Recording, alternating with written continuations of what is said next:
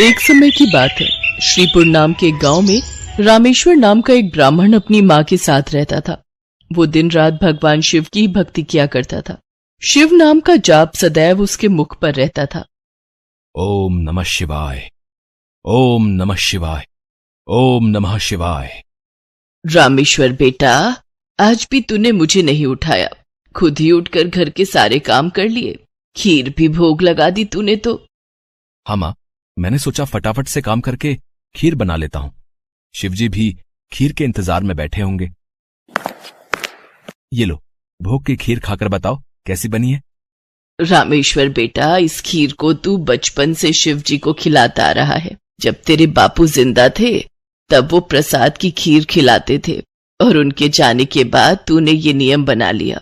तेरी खीर बहुत ही स्वादिष्ट बनती है बेटे, और मुझे पता है भगवान शिव भी तेरे हाथों की खीर खाने के इंतजार में रहते होंगे।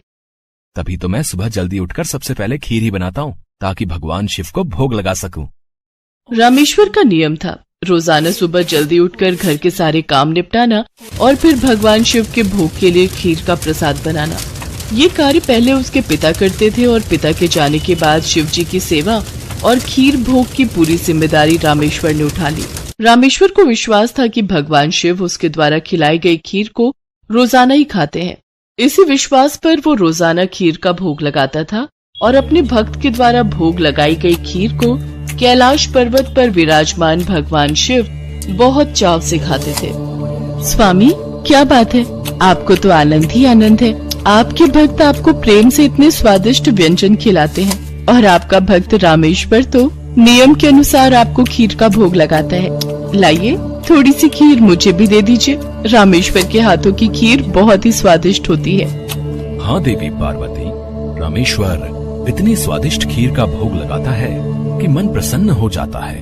तभी नंदी और समस्त शिवगण वहाँ जाते हैं। महादेव, ये लीजिए, हम भांग और धतूरा ले आए हैं। नंदी, अभी तो हम स्वादिष्ट खीर का आनंद ले रहे हैं। ऐसा करो, भांग और धतूरे को वहाँ छोटे पर्वत पर रख दो। हम कुछ समय के बाद उसे ग्रहण करेंगे। अरे नंदी महादेव तो हमारी ओर देख तक नहीं रहे। उनका सारा ध्यान तो रामेश्वर की बनाई हुई खीर पर है। ऐसे कब तक चलेगा नंदी? हाँ, मैं भी यही देख रहा हूँ। इतने प्रेम से हम भांग और धतूरा पीस कर लाए और महादेव ने हमें इसे रखने के लिए बोल दिया। अरे नहीं नहीं, ऐसी बात नहीं है। महादेव ने बोला है कि हम उसे वहां रख दें। वो कुछ देर बाद उसे ग्रहण करेंगे। महादेव रोजाना रामेश्वर की भोग लगाई हुई खीर को बहुत चाव से खाते हैं। नंदी, मैं तो कई बार सोचता हूँ कि रामेश्वर की खीर में ऐसा क्या है कि भोलेनाथ सबसे पहले उसकी भोग लगाई खीर को ही खाते हैं और फिर और किसी तरफ उनका ध्यान ही नहीं जाता। तभी तो हम भांग धतूरा लेकर आए और उन्होंने बिना देखे ही इसे रखने के लिए बोल दिया। हाँ, कह तो तुम ठीक रहे हो भैरव। महादेव को भांग धतूरा इतना प्रिय है, पर रामेश्वर की खीर से ज्यादा उन्हें इस समय कुछ भी प्रिय नहीं लग रहा। तो क्या किया जाए नंदी कि महादेव का ध्यान अपने भक्त रामेश्वर से हटकर हमारी ओर आ जाए? एक रास्ता है। नंदी ने सभी गणों के कान में कुछ कहा। उसके पश्चात सभी गण पृथ्वी लोक पर आ गए और सबने ब्राह्मण रूप ले लिया और सब लोग रामेश्वर के पास पहुँचे। रामेश्वर शिव जी को खीर का भोग लगाने के लिए बाजार से सामान खरीद रहा था। ब्राह्मण वेश में नंदी ने रामेश्वर से कहा, रामेश्वर, तुम हमें नहीं जानते, पर हम तुम्हें बहुत अच्छे से जानते हैं। तुम भगवान शिव के भक्त हो और रोजाना उन्हें खीर का भोग लगाते हो। हाँ ब्राह्मण देव, आप तो सब कुछ जानते हैं। हाँ रामेश्वर, हम सब जानते हैं, इसीलिए तो हम तुम्हारे पास आए हैं। हमें पता है कि तुम महादेव के परम भक्त हो, पर तुम्हें पता है महादेव अब रोजाना खीर खाकर ऊब गए हैं। इसलिए अब तुम कुछ दिनों के लिए खीर का भोग रोक दो। तुम एक काम क्यों नहीं करते? तुम महादेव को सप्ताह में एक दिन खीर का भोग लगाया करो, जिससे महादेव को और अधिक स्वाद आएगा। अब महादेव को इतने सारे भक्त पूजते हैं। महादेव भी तो इतने सारे भक्तों के द्वारा दिए भोग को ग्रहण करते हैं।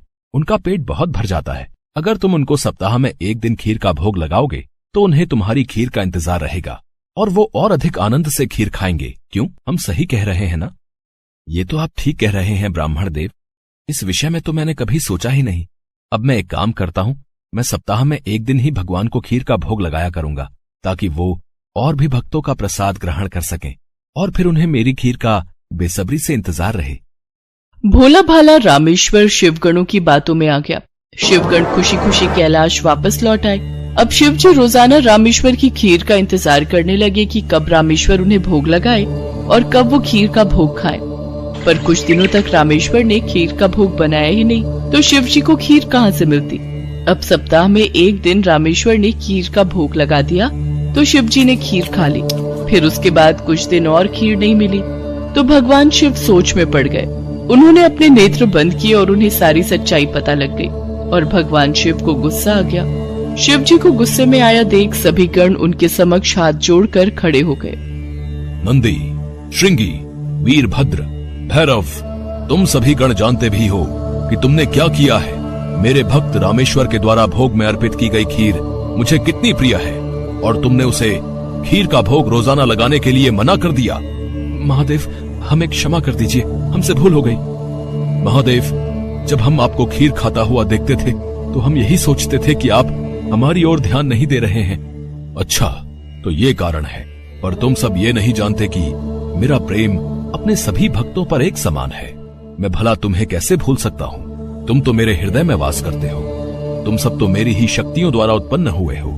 संसार में मेरा प्रत्येक भक्त मुझे एक समान प्रिय है और प्रत्येक भक्त के हृदय में मैं ही विद्यमान हूँ। इसलिए मेरा प्रेम कभी भी कम या ज्यादा नहीं हो सकता। माता पिता के लिए तो उनके सभी बच्चों में प्रेम एक समान होता है। फिर तुम ये भूल कैसे सकते हो। भगवान शिव की बातें सुनकर सभी शिवगण समझ गए कि उन्होंने कितनी बड़ी भूल कर दी।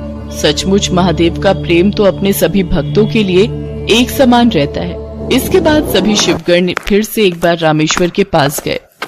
रामेश्वर, हमें भगवान शिव का संदेशा आया है। वो कह रहे थे कि तुम्हारी खीर इतनी स्वादिष्ट होती है कि वो सप्ताह भर की प्रतीक्षा नहीं कर सकते। सप्ताह में एक दिन भोग से उनका मन ही नहीं भरता। इसलिए उनकी आज्ञा है कि तुम रोजाना ही उन्हें खीर का भोग लगाया करो। आप सच कह रहे हैं ब्राह्मण देव? भगवान शंकर को मेरे हाथों की बनी खीर इतनी प्रिय है? ठीक है, फिर मैं रोजाना उन्हें खीर का भोग लगाऊंगा। ये सुनकर रामेश्वर बहुत खुश हुआ। अब एक बार फिर रामेश्वर रोजाना खीर बनाकर भगवान शिव को भोग लगाने लगा।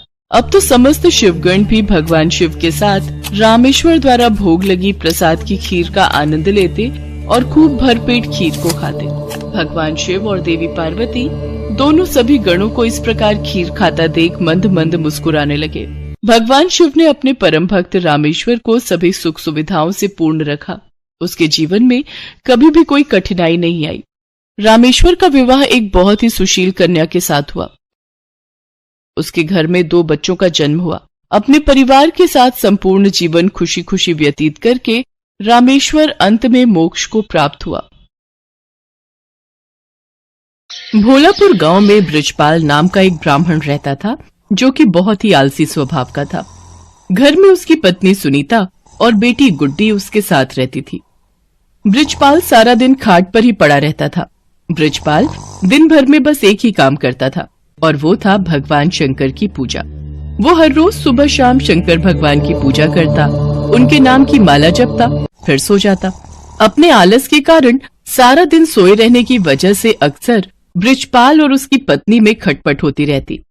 अब उठ भी जाओ जी, कितना सोओगे? चलो अब खाना खाकर खेत चले जाओ, फसल काटने का समय हो गया है। और हाँ, वापसी में आते हुए नदी किनारे लगे सरसों का साग तोड़ कर ले आना। घर में बनाने के लिए कोई सब्जी नहीं है। और हाँ, भूलना मत, नहीं तो आज खाना नहीं बनाऊंगी। अपनी बीवी की बातों को नजरअंदाज कर बृजपाल फिर से चादर तानकर सो जाता है। सुनीता गुस्से में लाल पीली हो जाती है।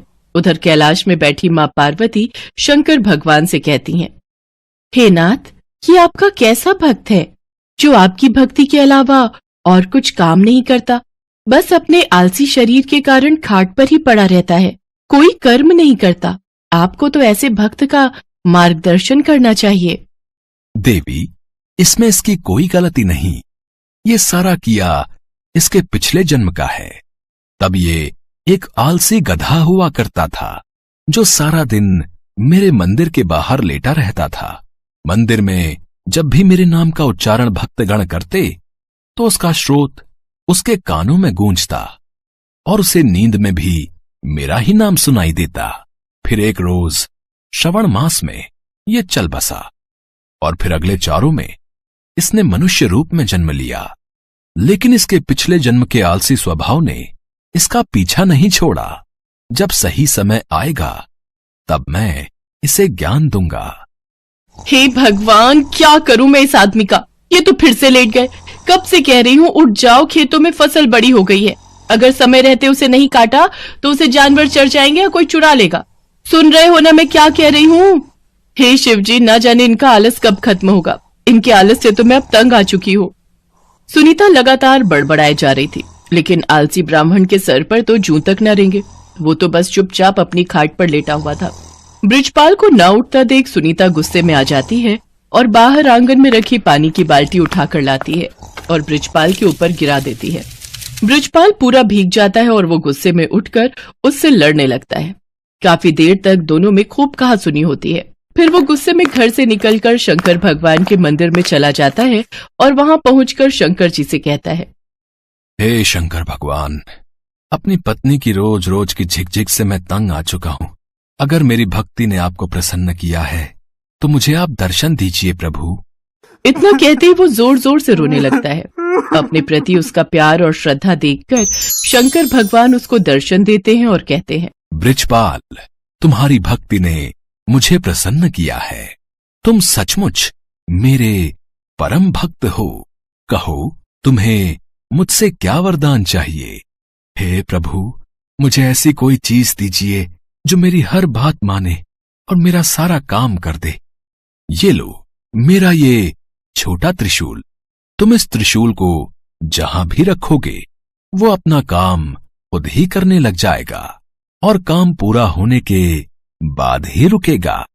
लेकिन हां, अगर तुमने इसे काम के लिए मना किया तो ये हमेशा हमेशा के लिए गायब होकर वापस मेरे पास आ जाएगा। भगवान शंकर उसको त्रिशूल देकर अंतर ध्यान हो जाते हैं। त्रिशूल देखकर बृजपाल ये सोचकर बड़ा खुश हो जाता है कि अब से उसे कुछ भी काम नहीं करना पड़ेगा। इसके बाद वो त्रिशूल लेकर घर पहुंचता है और अपनी पत्नी और बेटी को त्रिशूल के बारे में सारी बात बताता है। अगले दिन सुबह ही बृजपाल ने भगवान शंकर का नाम लेकर उस त्रिशूल का इस्तेमाल शुरू कर दिया। वो जैसे ही त्रिशूल को घर के बीचों बीच रखता, सारे घर में अपने आप ही सफाई हो जाती। वो जिस भी चीज पर उस त्रिशूल को रख देता वो अपने आप काम करने लग जाता। खेतों में रख देता तो अपने आप ही सारी फसल कट जाती। ऐसे ही कई दिन बीत जाते हैं।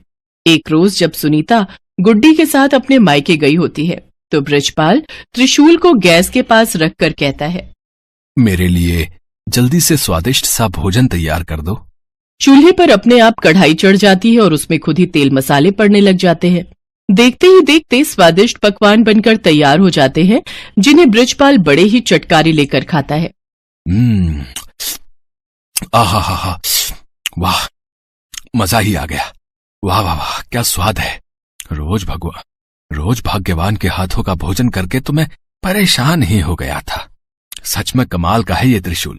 खाना खाकर बृजपाल आराम से गहरी नींद में सो जाता है और फिर जब अगली सुबह जागता है तो कुएं के पास जाकर उस त्रिशूल से कहता है, जल्दी से मेरे नहाने के लिए कुएं में से पानी निकालकर इस बाल्टी में भरा जाए।